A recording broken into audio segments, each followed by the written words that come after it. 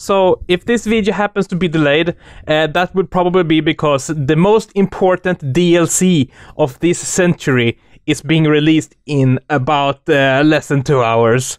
And I will probably use the rest of this week playing that rather than editing this episode. Ruff, ruff, ruff. Hey guys, it's your Bo the Doggo, and welcome back to Adastra. We are gonna continue the date with Amicus, the Lover's Day date, which seems to be like the Adastra version of Valentine's Day. So we were going on a date. We were supposed to be going on a date with Amicus, but instead he had to do work. But the episode ended with us deciding to go on a picnic, and that's where we left off. So with no further ado, guys, let's go.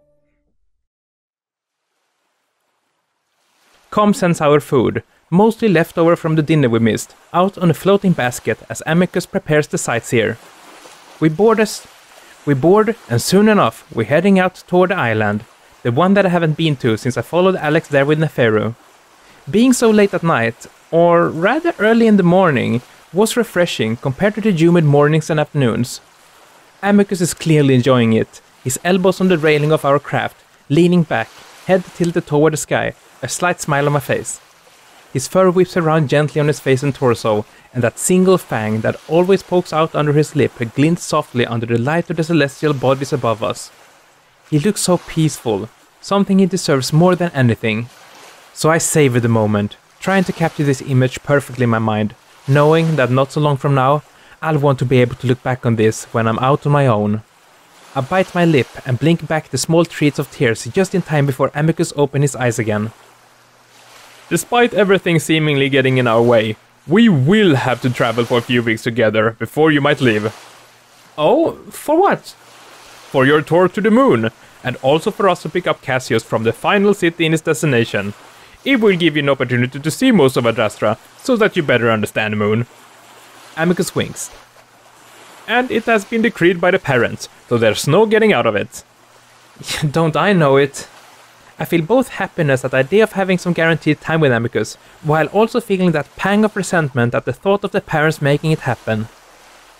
Our craft pushes onto the beach, and Amicus hops off before reaching out the paw to help me down on the sand, even though he doesn't have to. I bring the blanket while Amicus carries the basket, and we set things out in roughly the same spot as we did all those months ago in my first week here. Only months. It feels like years. As we set out the food, I do kind of wish that we had Neapolitan pizza, as I see the usual bread, cheese, olives and poultry, along with various vegetables that I've never been able to verify. Still, it's good enough, and I'm just happy to lounge next to Amicus while we eat. Again, it's in that comfortable silence that I've always enjoyed with my wolf. Silence that doesn't have to be filled by anything, except for the sounds of chewing, which mostly comes from Amicus. After a while though, he breaks the silence with something that almost makes me choke on my Virdi. So, how do humans get married? You present a ring, correct? I cough loudly for a second while Amicus stares. Are you alright? What do you mean by that? I stare at Amicus, then look around, trying to spot something that might tell me what the wolf is up to. I'm just curious. That's what you said when you asked about dating. Oh, yes. Are you suspecting that I might ask for your paw in marriage? Even though Amicus is grinning teasingly, I can tell that he's blushing even under the moonlight. You didn't think asking something like that would make me suspicious? Well, I don't know. It's an interesting topic that has never been brought up. Two males cannot be married anyway, let alone from different species. I feel myself calm down a little, not sure how I would have reacted if Amicus had just whipped out the ring then and there. Amicus is still looking at me, expecting an answer. I swallow, then think. I guess you just propose to the person you want to marry, and then you go to the courthouse and sign the papers and it's official. I think so, at least. Yeah, I don't know, I've never been married. And in some places, males can marry other males, right? I narrow my eyes. How would you know that? Again, I've spent some time with your Nexus. It's only fair I do, considering that you've been spending so much time on your own learning about Adastra. I'm starting to see why Amicus might have been so busy these past months, starting up his own restaurant and learning human culture. Well, you are right. There are a lot of places on Earth where you can marry the same sex. Amicus looks off into the lake. Yeah, that does sound rather nice. What about Italy? I glare at Amicus, noticing the interest he'd been taking into the country he abducted me from. I suppose it's a place for him to look for inspiration, a vision of what Adastra could be, which makes sense. It's the location of the uplift, of course, but it also had a turbulent history, and politics have always been raucous and unpredictable. But considering where the country started and where it's now, Amicus wouldn't be wrong to find inspiration there. Again, Amicus is waiting for his answer, and I have to think back to what little I researched of the topic. Sort of? I think civil unions are a thing, which is pretty close to marriage, but not really. I think if you marry someone from an EU country, you can... I realize that Amicus might have no idea what I'm talking about, even though he seems to be listening intently. Anyways, yeah, sort of. Civil unions. Mostly marriage, but not really marriage. I think it'll happen there soon, though. Sounds complicated. Yeah, it gets really complicated. Amicus is still looking out at the lake. You want to swim? I blink. No, the water is freezing. So? So I don't want to die from hypothermia? Amicus guffaws. You really are a pup. It's not that cold. I roll my eyes, feeling a little whiplash from the sudden change in conversation. Then I yelp in surprise as I feel myself get swooped up from the ground, easily held up in Amicus' strong paws. Hey! I'll show you. What? I struggle in the wolf's grasp, very much not in the mood to be dunked in the freezing cold water. Amicus' strength can't be matched by me though, and the waves get louder as the wolf walks closer to the water's edge. Amicus, my robe! Realizing that a dip in the lake is inevitable, I start to try to struggle off my garments, but at that moment, I'm suddenly set back down on my feet. Dazed, I stumble. We're right at the water's edge, where the waves are crawling up the sand just a few inches from my feet. The lake stretches out on my right, dark and expansive, the blackness broken by the shimmering of silver light reflecting off the rippling water. It takes me a while to finally focus on Amicus. That's because he's kneeling on the beach, reaching up towards me with both paws, and I see what is definitely a ring held between the pads of his fingers. Oh my god, it's happening! I stare. Amicus clears his throat, his bravado from just a minute ago having quickly faded, replaced by a look he once worn when he offered me a bouquet of flowers in the gardens. Will you be my husband? I continue to stare. Amicus stares back, clearly trying to keep a confident look on his face, but after a few more seconds, it fails. I know what I'm doing this time. I was sure to research it. I know what this means. He stubbornly holds up the ring. Now I get a good look at it, and I'm not sure if it's just reflecting the sky, but the ring appears to be dark, dark blue, with tiny speckles of sparkling stones dotting the rim, just like the stars above. A thin stripe of silver wraps all the way around the band, straight down the middle. But you said that males couldn't marry each other. I mumbled that out stupidly, not sure why it's the first thing that comes to mind. Amicus ducks his head slightly. No, but I am the Emperor, and I know it might sound bad after what happened earlier, but I want this, so I will have it. Amicus looks back up at me with a determined expression. That is, if you will have it as well. I'm frozen, and that determined expression melts away once again as Amicus looks like he's about to panic.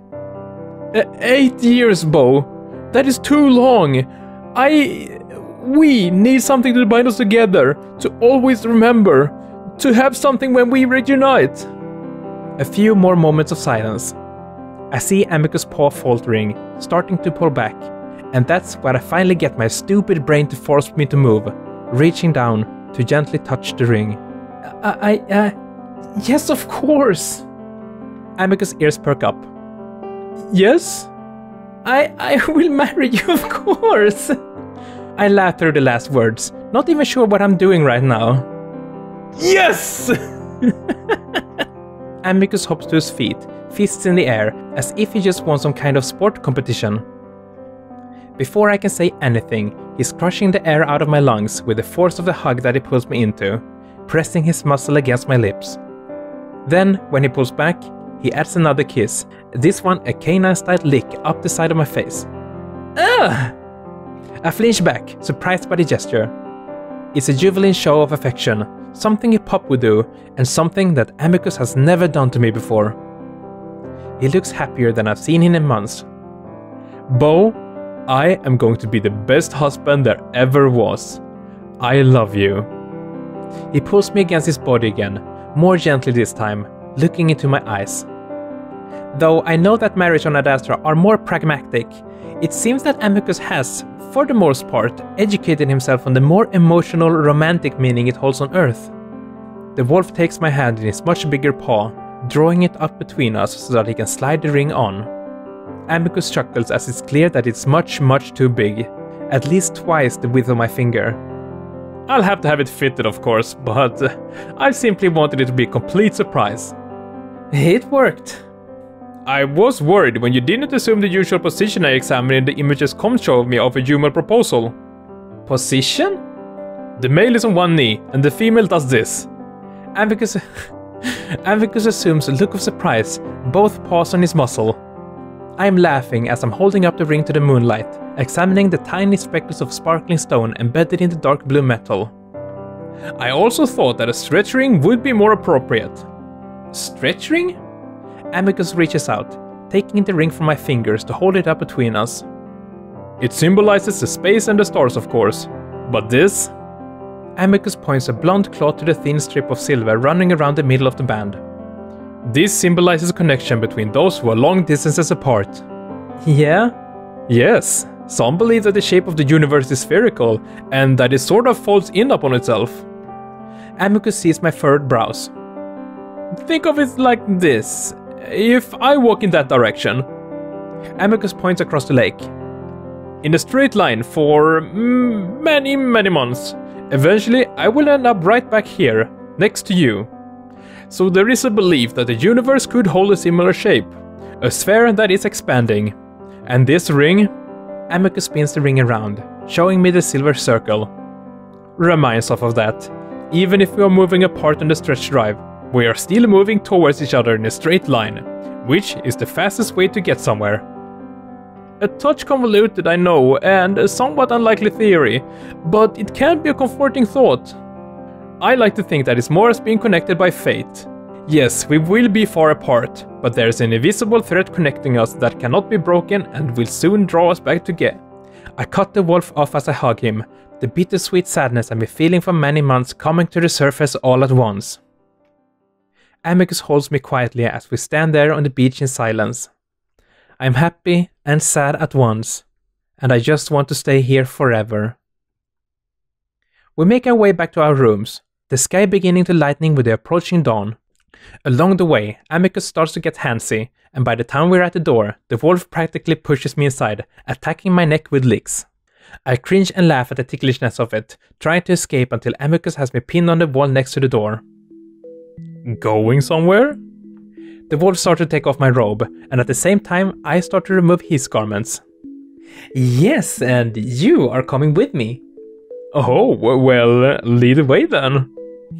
I grab his seamy hard length, which causes it to immediately twitch to full mast. Amicus seems to grow frustrated with undoing my underwear, and resorts to just janking it off my body, leaving me naked as well. The wolf sweeps me off my feet and takes me to the bed, all the while we both kiss each other. It's much more passionate, almost animalistic compared to our kiss on the beach, Amicus growling into it while my tongue pushes past his lips, feeling its big long teeth and wide flat tongue. Finally, the wolf falls back, his tongue hanging out for a moment before he clears his throat, suddenly looking nervous. You alright? Yes, but there was something I wanted to do for Lover's Day. Yeah?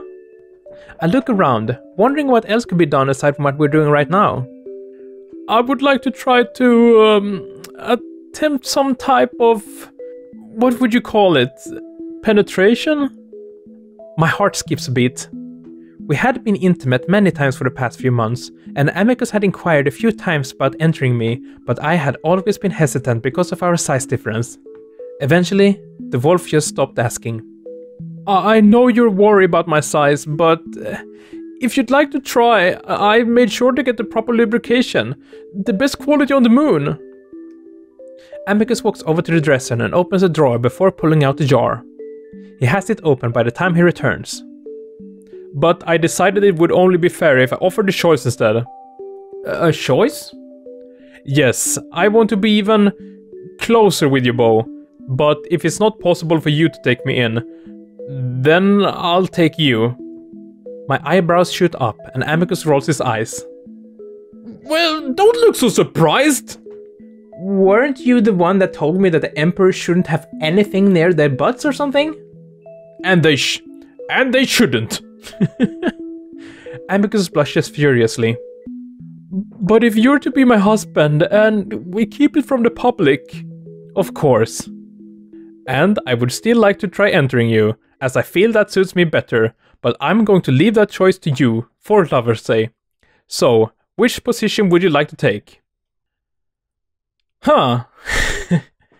I know that probably most people want me to choose bottom, but I think it's better for Amicus' character arc to have something close to his butt, so I'm gonna go top.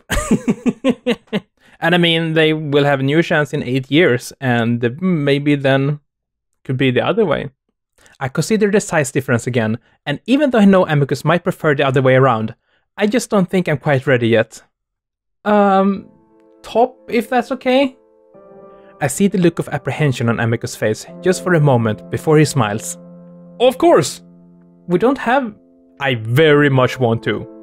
Now, Amicus suddenly turns around.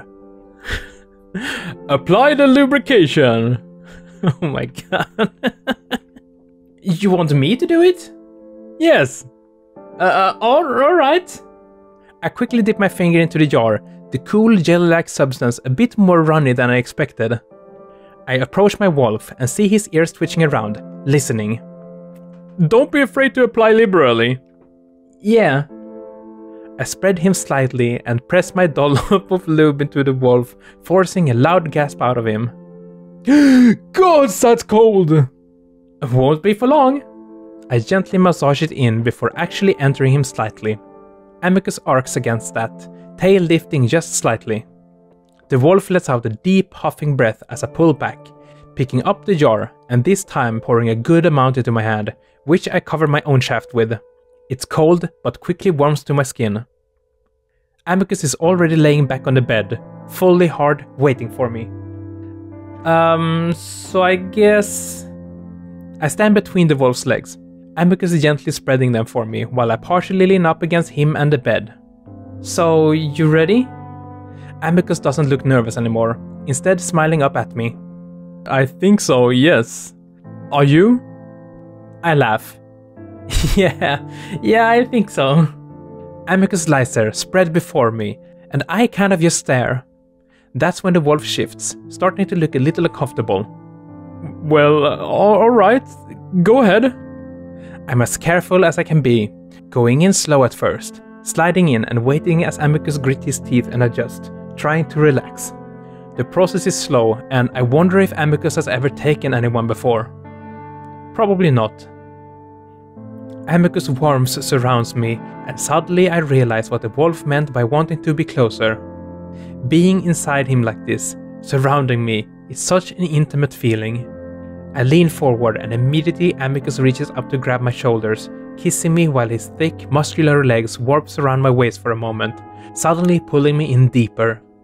I'm not sure if Amicus intended for that to happen, but he responds with a deep moan into my kiss, the vibration rumbling through our bodies.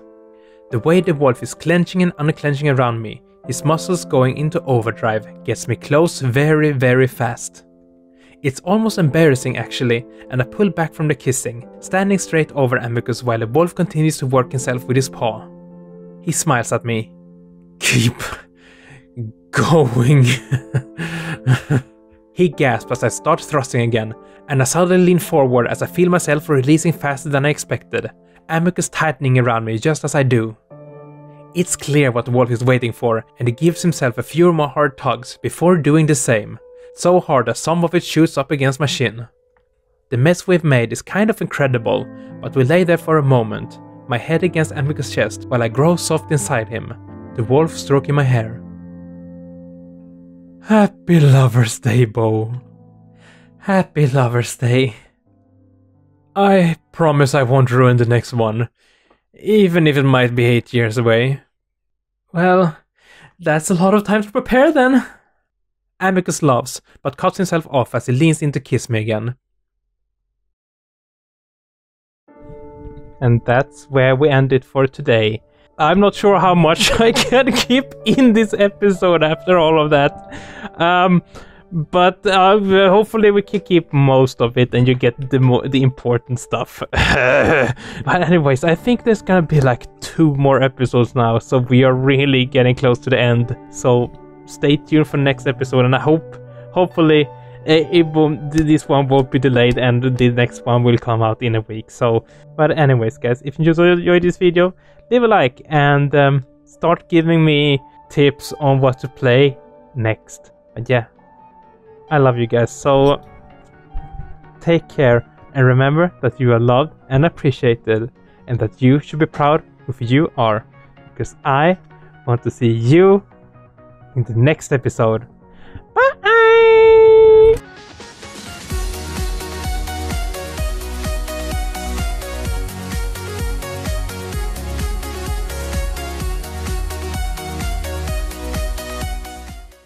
Sorry guys, I don't have time for you anymore. I'm gonna go play Outer Wilds now. Goodbye.